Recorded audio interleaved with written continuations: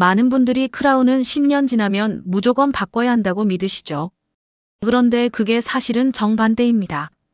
문제 없으면 절대 바꾸면 안 되는 것이 바로 크라운과 브릿지입니다. 저는 15년 동안 치아 보철을 연구해온 김지혜 박사입니다. 진료 현장에서 제일 많이 듣는 질문이 이겁니다. 이거 10년 됐는데 다시 해야 하나요? 하지만 제 답은 단호하게 아니요입니다. 오히려 멀쩡한 보철을 괜히 건드리면 그때부터 진짜 문제가 시작됩니다. 왜 그럴까요? 한번 보철을 제거하면 원래 치아가 깎여나가고 잇몸도 손상되고 신경도 자극받습니다. 그러면 염증이 생기고 통증이 시작되죠. 특히 어르신들은 잇몸이 예민해서 작은 자극에도 크게 반응합니다. 멀쩡하던 치아가 보철 교체 후 갑자기 아프기 시작하는 경우를 정말 많이 봤습니다. 그래서 저는 항상 말씀드려요. 아프지 않고 문제 없으면 그냥 두세요. 10년이라는 숫자는 통계일 뿐입니다. 어떤 분은 5년도 안 되어 문제가 생기고 어떤 분은 20년 넘게 잘 쓰고 계세요. 중요한 건 시간이 아니라 현재 상태입니다. 요즘 젊은 사람들은 미용 때문에 멀쩡한 보철도 자꾸 바꾸려고 해요. 하지만 시니어 분들께는 기능이 우선입니다. 아프지 않고 씹는데 문제 없으면 그게 최고예요. 이제부터 그 이유를 구체적으로 말씀드리겠습니다. 이 내용 처음 들으셨나요? 댓글로 알려주세요. 얼마 전 제게 오신 김정순 72세님 이야기를 해볼까요? 10년 전에 크라운을 하셨는데 거울을 보니 뿌리 부분이 살짝 비친다고 하셨어요.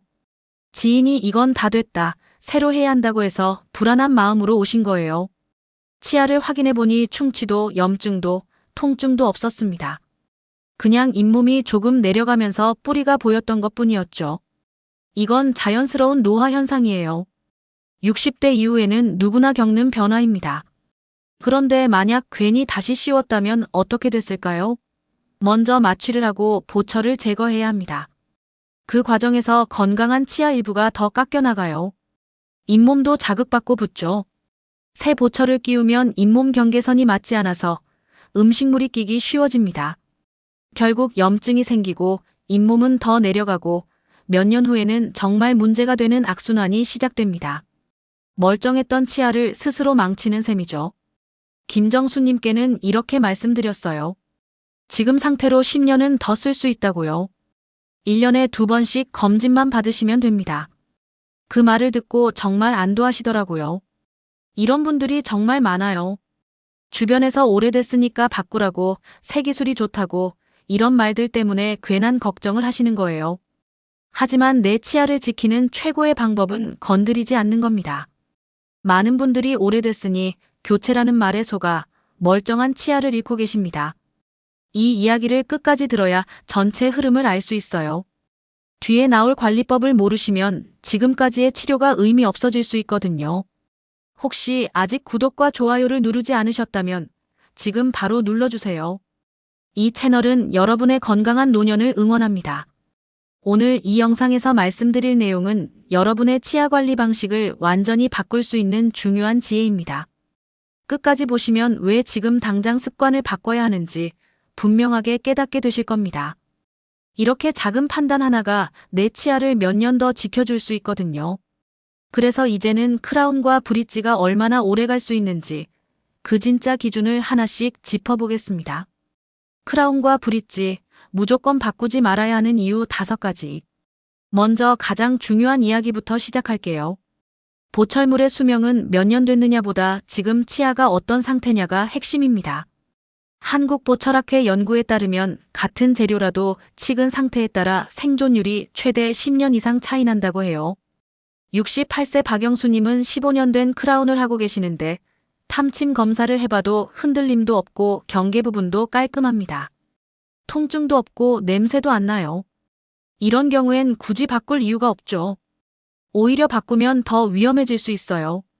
반대로 3년밖에 안 된 보철도 관리가 안 되면 문제가 생깁니다. 치근이 약해지거나 염증이 있으면 아무리 새 보철이라도 오래 못 가요. 그래서 겉보기만으로 판단하지 말고 전문가의 탐침 검사 결과를 들어보세요. 통증, 냄새, 이물감이 없다면 유지하시고 증상 있을 때만 정확한 검진을 받으시면 됩니다. 여러분은 치아 상태를 근거로 판단해 보신 적 있으신가요? 두 번째로 알아두실 점은 보철은 평균보다 관리가 수명을 결정한다는 사실입니다. 교과서에 나오는 평균 수명 7년이라는 건 통계일 뿐이에요. 관리에 따라 20년 이상도 충분히 가능합니다. 국외 임상 데이터를 보면 지르코니아 크라운의 10년 생존율이 90% 이상으로 나와 있어요. 이건 정말 놀라운 수치죠. 70세 최미경님은 매년 스케일링과 검진만 꾸준히 받으셨는데 18년째 같은 보철을 쓰고 계십니다. 비결이 뭘까요? 정기검진을 1년에 2회 꼭 받으시고 식사 후에는 반드시 입을 헹구세요. 음식물 찌꺼기가 보철 경계에 끼면 세균이 번식하거든요. 특히 달달한 간식이나 끈적한 음식 드신 후엔 더 신경 써주세요.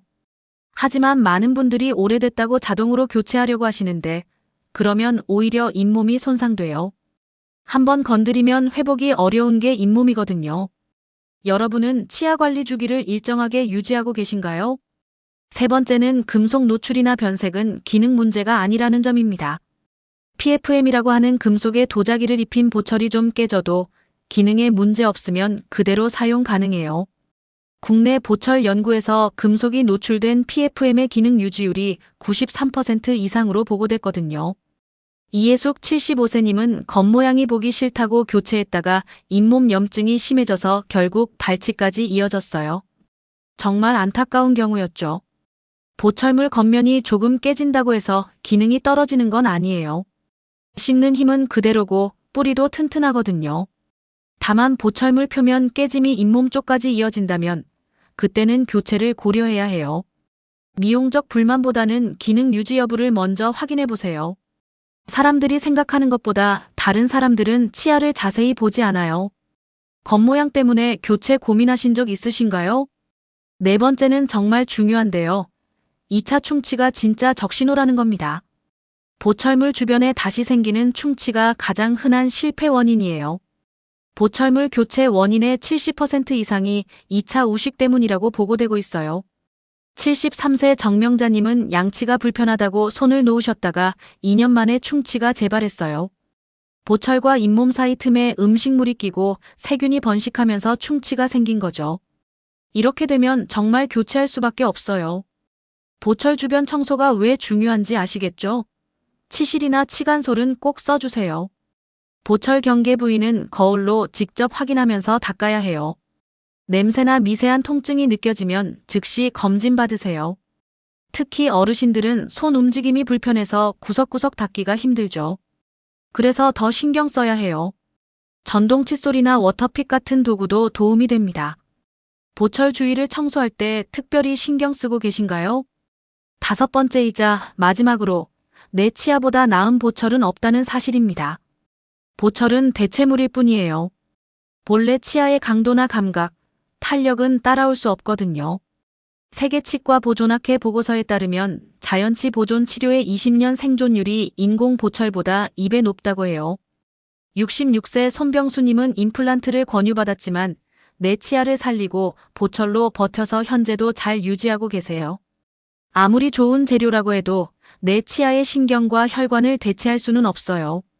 자연치는 스스로 회복하고 적응하는 능력이 있거든요. 그래서 무조건 교체보다는 자연치 보호를 우선해야 해요.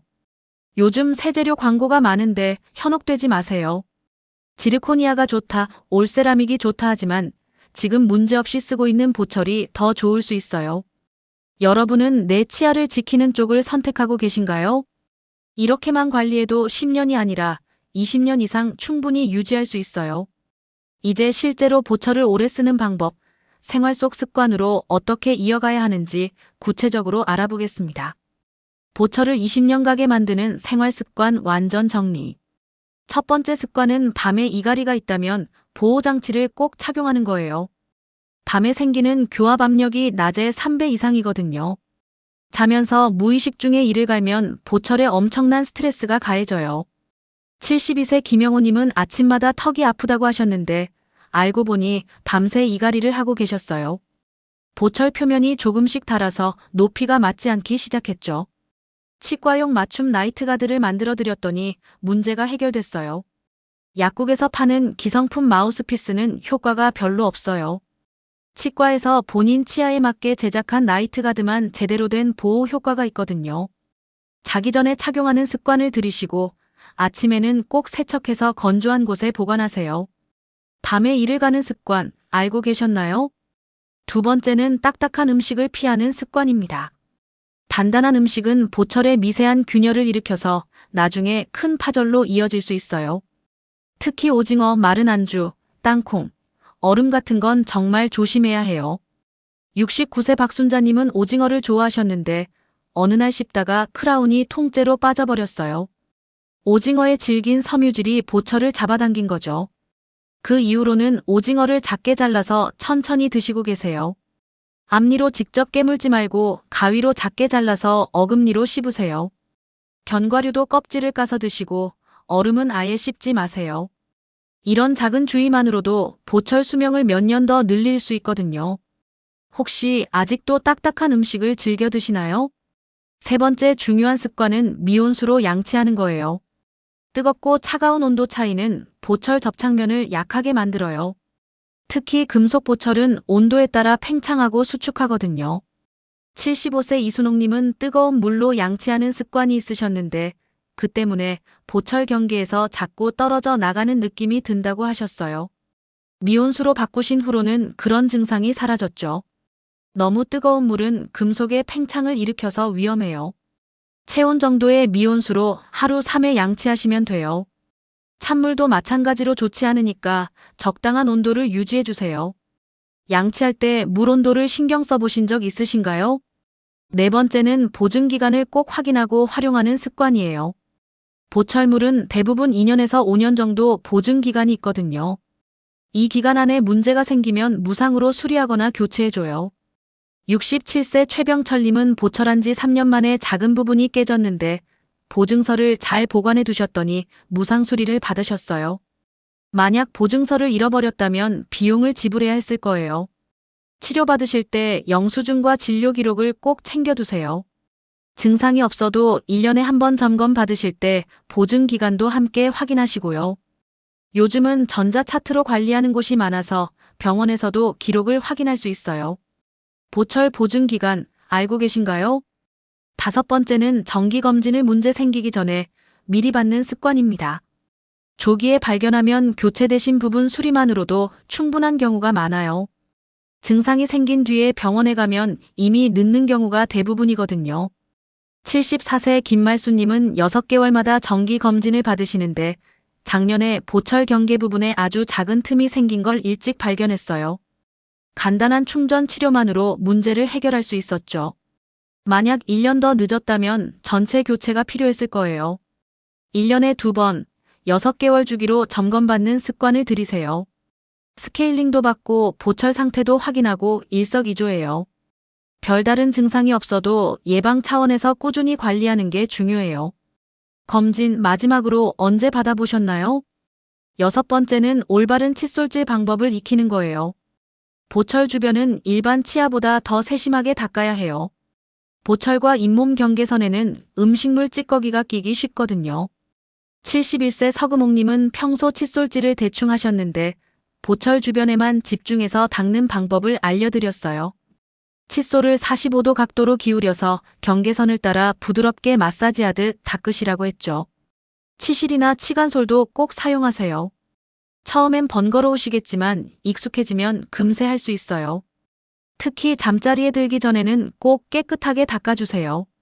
밤새 세균이 번식하는 걸 막을 수 있거든요. 일곱 번째는 금연과 금주 습관이에요. 담배와 술은 잇몸을 약하게 만들어서 보철 주변에 염증을 일으키기 쉬워요. 특히 담배의 니코틴은 혈액순환을 방해해서 상처 치유를 늦춰요. 70세 장기수님은 40년 동안 담배를 피우셨는데 보철 치료를 계기로 끊으셨어요. 3개월 후에 보니까 잇몸 색깔이 훨씬 건강해졌더라고요. 보철 주변 염증도 많이 줄어들었고요. 술도 자주 드시면 구강이 건조해져서 세균이 번식하기 좋은 환경이 돼요. 금연은 물론이고 음주도 적당히 하시는 게 보철 수명에 도움이 돼요. 이렇게 관리하시면 교체 없이 15년, 20년도 충분히 가능해요. 작은 습관 하나하나가 모여서 큰 차이를 만드는 거거든요. 이제 마지막으로 오늘 내용을 정리하면서 꼭 기억하셔야 할 한 가지를 말씀드리겠습니다. 오늘 말씀드린 핵심은 정말 간단합니다. 오래됐다고 바꾸지 말고 문제 없으면 그대로 써라.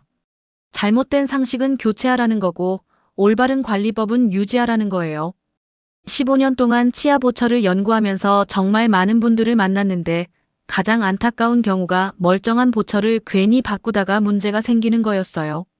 한번 건드리면 돌이킬 수 없거든요. 괜히 바꾸면 어떻게 될까요? 먼저 건강한 치아 부분이 더 깎여나가요. 잇몸도 자극받아서 붓고 염증이 생겨요. 새 보철이 기존 잇몸 라인과 맞지 않아서 음식물이 더 끼기 쉬워집니다. 결국 충치 위험이 높아지고 잇몸도 더 내려가죠. 하지만 제대로 관리하면 어떨까요? 정기 검진과 올바른 청소 습관만 지켜도 20년 이상 사용할 수 있어요. 68세에 보철을 하신 분이 88세까지 같은 걸 쓸 수 있다는 뜻이죠. 이게 얼마나 큰 차이인지 아시겠어요? 돈으로만 계산해도 엄청난 차이예요.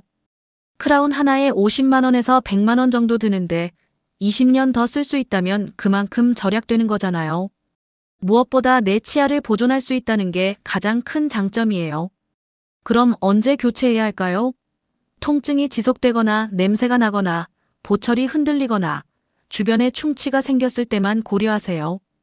단순히 시간이 오래됐다는 이유로는 절대 바꾸지 마세요. 특히 시니어분들은 젊은 사람들과 달라요. 회복 능력이 떨어지기 때문에 한번 문제가 생기면 회복하기 어려워요. 그래서 더욱 신중해야 해요. 지금 문제없이 쓰고 있다면 그게 최고의 상태예요. 오늘 당장 실천할 수 있는 한 가지를 알려드릴게요. 양치할 때 보철 경계 부분을 꼭 신경 써서 닦아주세요. 칫솔을 45도 각도로 기울여서 보철과 잇몸 사이를 부드럽게 마사지하듯 닦으시면 돼요. 거울을 보면서 보철 주변에 음식물 찌꺼기가 끼어 있지는 않은지 확인해 보세요. 특히 저녁에는 치실이나 치간솔도 사용해서 구석구석 깨끗하게 관리하시고요. 이런 작은 습관 하나가 치아의 수명을 몇 년은 더 늘려줘요. 하루 5분 투자해서 몇십만 원, 몇백만 원을 절약할 수 있는 거거든요. 이보다 확실한 투자가 어디 있겠어요? 앞으로도 이런 실용적인 정보들을 계속 공유해 드릴게요.